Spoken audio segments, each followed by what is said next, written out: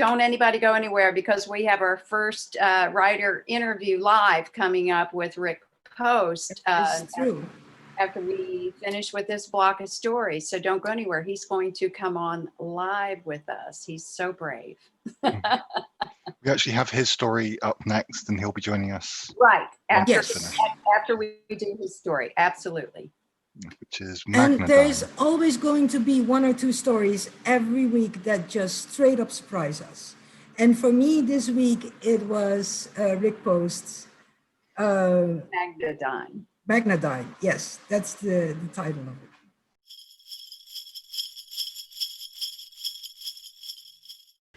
Magnadine by Rick Post. The Veloport set us down on the waist-high weeds that had clawed their way through the asphalt of the driveway. I hadn't been back here in 100 years, when I was 10 years old.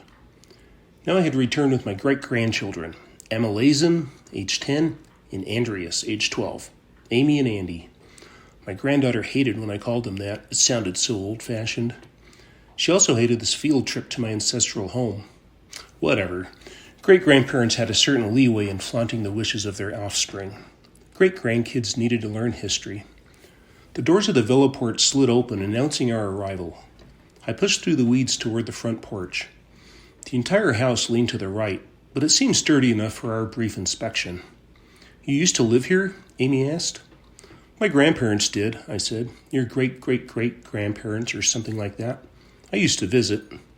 How did they manage? Andy asked while looking around at the expanse of empty fields. What do you mean? I asked.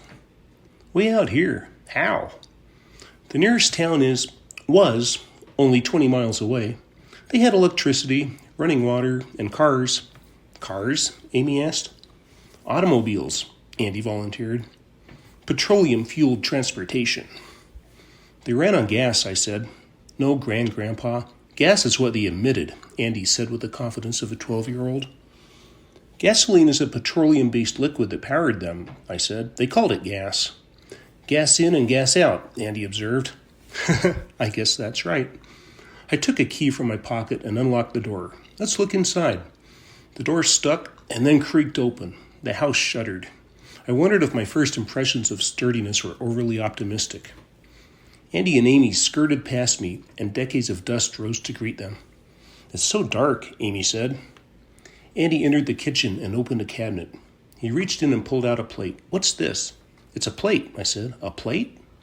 People used to eat off of it. Why? Andy asked. How? Amy asked. They would put their food on it and then eat off of it. I took the plate from Andy and traced the pattern with my finger. Memories flooded over me. Then they'd throw it away, right? Andy asked. No, they'd wash it and reuse it. Gross, Amy said. Why didn't they just use Magnadines? Andy asked.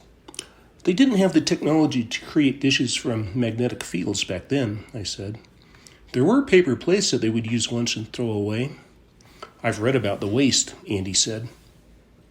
Every person threw away their body weight in trash every day. Amy crossed her arms and nodded her head with certainty. I don't think it was quite that bad, I said. That's what my teacher told us, Amy insisted. That may be an exaggerafact, I said. Plates went out of fashion about the same time that facts did. It used to be true and false. Now there were several shades of each. I still knew the difference. Andy opened the refrigerator. To my relief, a green cloud of nauseous gas didn't escape. The only things inside were some canned soda, beer, and bottled water. They would fetch a decent price on antiquities. Andy took a bottled water gingerly between his thumb and forefinger and lifted it from the fridge. What's mineral water? That's spring water, directly from the earth, I said, creating my own pseudo-fact. He squeezed the bottle. It's squishy. That's a plastic bottle, I said. Plastic? Andy dropped the bottle like it had bitten him. Plastics almost killed us. A lot of things almost killed us, I said, thinking back on atomic bombs. Like gasoline-powered cars, Andy said. Yeah, like those. I returned the plate to the cupboard. Okay, let's get back home. My granddaughter was right. This field trip was a bad idea. Welcome to our live stream, Rick. Well, Can thanks you hear for us having okay? me. Yes, I can hear it. Hey, Fine. we're thrilled that you could set aside some time to join us. Absolutely. this is the first time we've done this, so we're probably a little nervous. You might be a little nervous, but we're just going to talk about something that we all love, which is writing, and something that you actually do very well. Oh, thank you. You're welcome. I was telling my co-editors about your book, and I want to make sure that we talk about that after we go through your story and so forth. Okay. And I'd like to hear how Introspectors is doing. So we just heard you read Magnadyne. Is there, you know how writers are, we'll write a story and we'll go back and look at it. Is there anything you feel like you might have left out of that story, or that you would go back and change about it, or do you just love it the way it is? Well, I wish I had a nice British accent so I could have read it like some of the other ones. I hear you. I hear you. No, I like to keep my stories kind of short. So, if there's anything, I cut stuff out of stories more than add to them. Yes. Yes. Good point. So, Rick, all of us that write, some of us write for different reasons, and we were kind of curious about how you got started in writing. What inspired you to start writing short stories and fiction novels? Well, I've been writing since I was a kid. I can't remember a time that I didn't write. All that stuff was rubbish back then, but at least I was writing. Yes. And yes. yeah, I like writing novels, and I got into Medium a couple of years ago and started writing short stories, and I really liked the format. And with the weekly knob and the prompts, it really gets me away from, if I'm working on a novel, then I have a prompt, I can get out of that and go write a prompt for a week and then get back into the novel a little refreshed. So, That's excellent. Good. I hadn't thought about that, but that actually makes a lot of sense, because whenever I try to do something longer than a short story, as I'm writing, all of these ideas will just come up from out of nowhere and really irritate me because I am busy doing something. But if you can then just take a little break from that, work out on some ideas, you might just go back with a more refreshed mind. mm-hmm. That is actually a really good tip.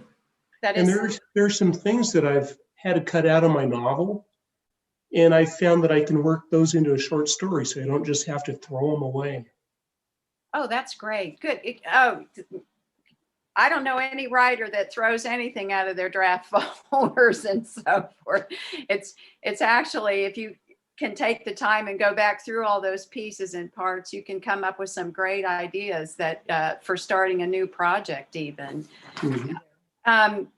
So you're talking about, are you working on a new book, Rick? Yes, I'm working on a couple actually. So. My, wow. Excellent. Okay. Well, we won't make you spoil any of it, but I do want to come back to your book, Introspectors, when we get a chance to. So we kind of touched on this, but what would you say for you as a writer has been your single biggest hurdle to your practice, to the discipline of actually sitting down and getting words on paper? Well, I think getting the words down, that's not really been an issue, but once you finish it and try to get it out there and get it seen, marketing has been my biggest hurdle. And there's so many books out there every day, it's just hard to get noticed. Yeah. So I think that's the biggest hurdle in getting stuff going. Yes, true. I absolutely agree. Now, do you write every day? No, I don't. I think every day. Me neither.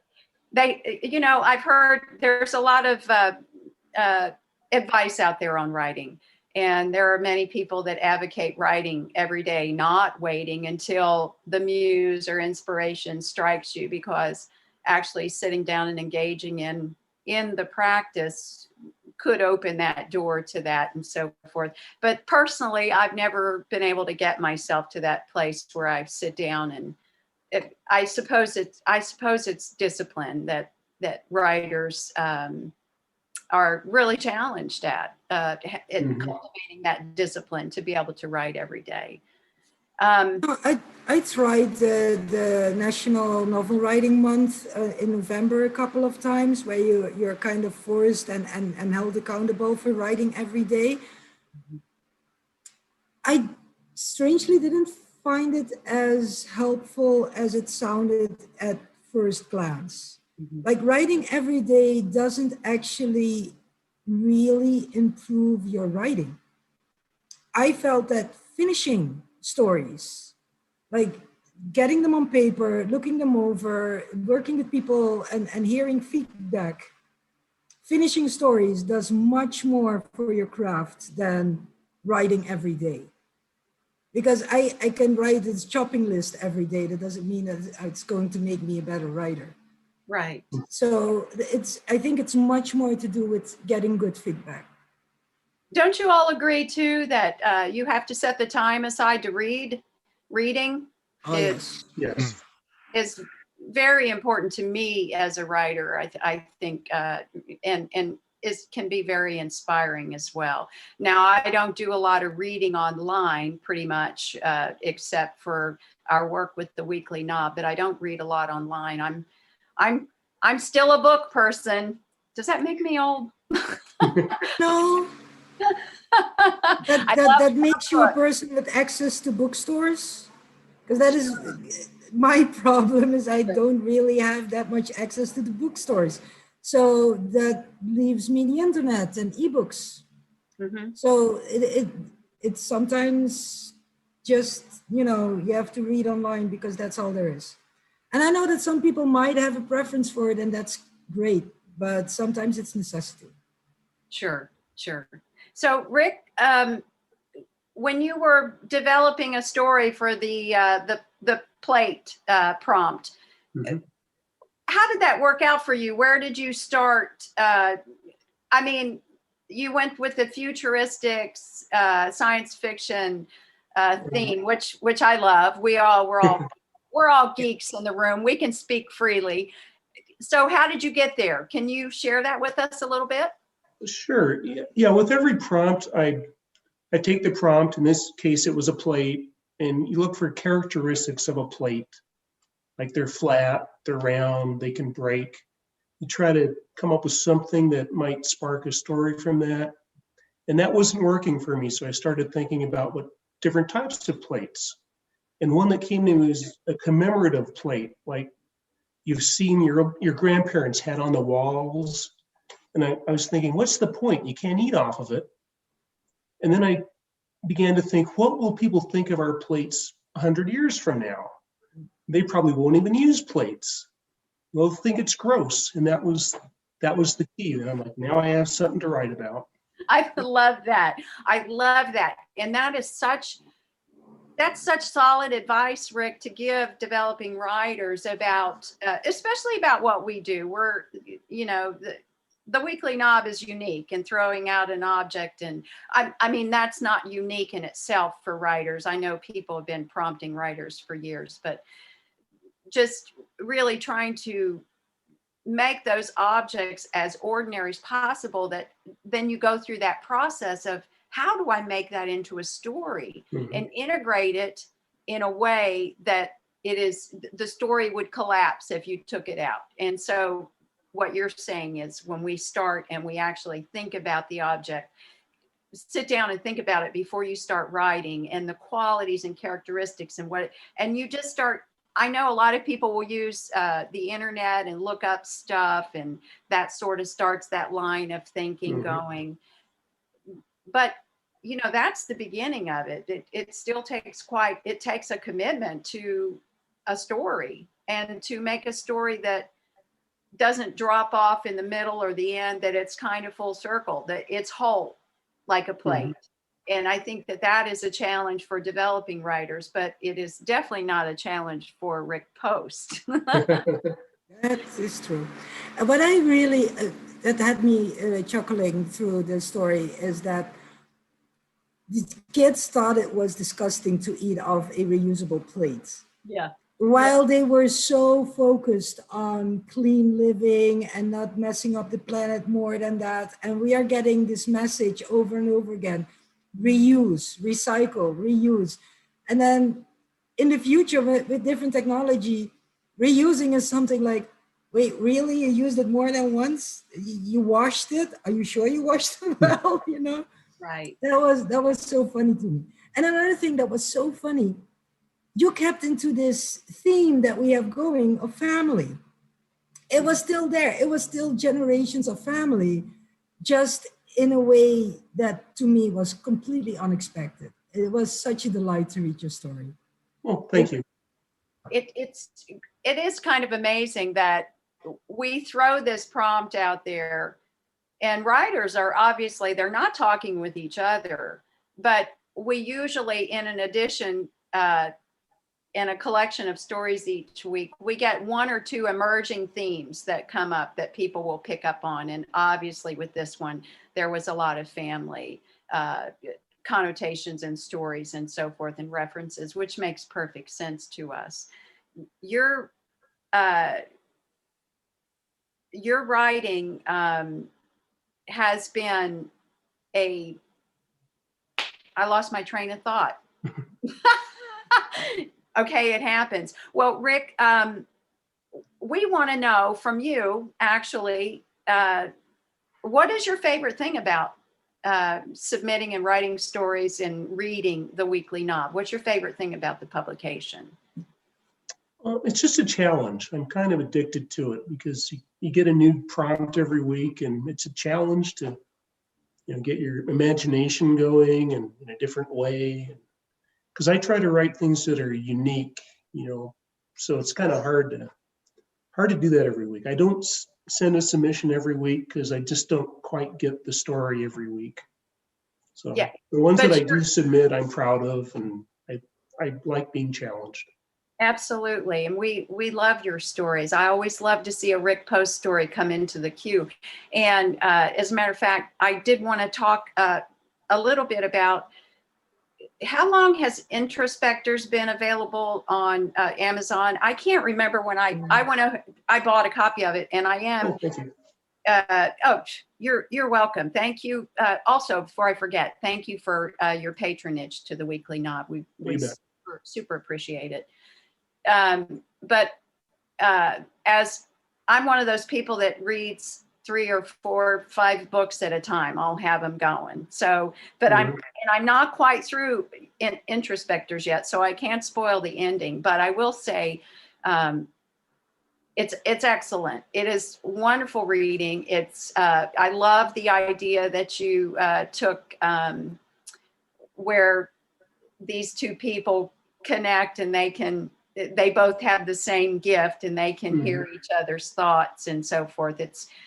Can you tell us a little bit about it? Tell me how the book is doing, by the way. And well, I ran out of my advertising budget, so I'm not advertising it anymore. So I hear you. It's really kind of stagnant right now. Well, I'm going to advertise it for you right here, folks. If I'm going to tell our live stream, I don't know how many people are on, but see, here is the cover of Rick Post, Introspectors. Excellent story. It's actually very fresh. I was very impressed. I didn't know quite what to think from the variety of stories that we have enjoyed from you at the Weekly Knob, but it's great. You can find that on Amazon.com. Just go ahead and search in Kindle for Rick Post Introspectors, and you'll be able to get a hold of his book. I do have a funny story about the cover. Awesome. Okay.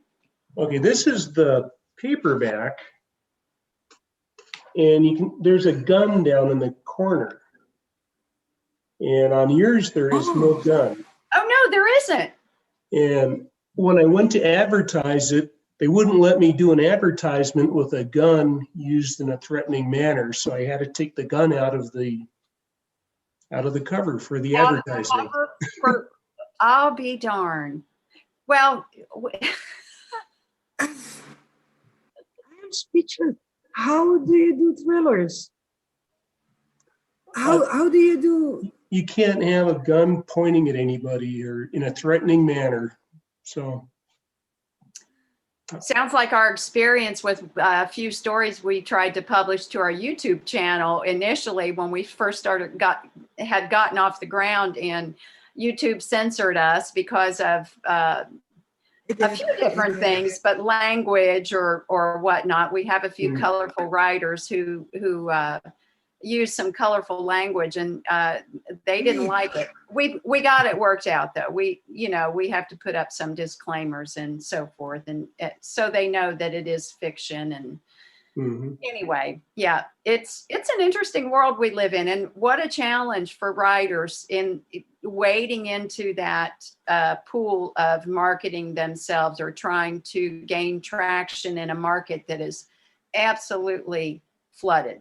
Really, exactly. It's almost like, who doesn't write today? And I certainly don't begrudge anyone the pastime and craft of writing. Of course not. I just don't know I don't know how we break through. Do you guys have any tips on that?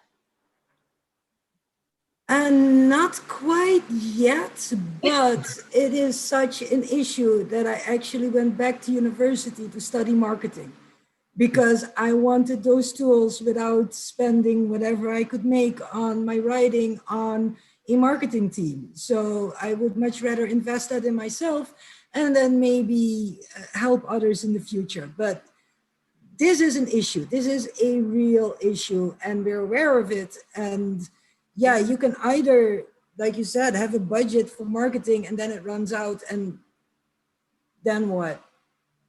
Right. It's difficult. It's a struggle. I suppose the first thing is that you've got to love the craft. You've got to love writing, and that has to be your primary. You got to build an audience. Well, your primary reason for engaging in this creative activity. It helps if it's for yourself, because I think in a world that's so highly competitive, it's easy to get soured, or feel downtrodden or lose hope and so forth. But if you love what you do and you love the work of that creating, and that has its own reward, I suppose, is what I'm trying to say. Although that does not pay the bills. And as we come back to the reason that we're all here on the live stream, it doesn't put food on the plate. And we all get that. We're sensitive to that. What a world it would be if we could all do the one thing that we loved all the time. There'd be no war, hunger, none of that. That wouldn't be going on. Right? We can hope. We can hope. Rick, hey, we are so grateful to you for coming on, taking some time out of your Sunday to join us. And as always, we're thankful for the stories that you submit. We are glad that we can be a part of your creative journey, and we're so thankful for your support. We really do appreciate you. Great, of course. And good luck on your next two novels. I can't wait to read them. Okay, Yes. Thank you. Yeah. Yeah, thanks for coming on, Rick. Hey, thank you. Merry Thankmas.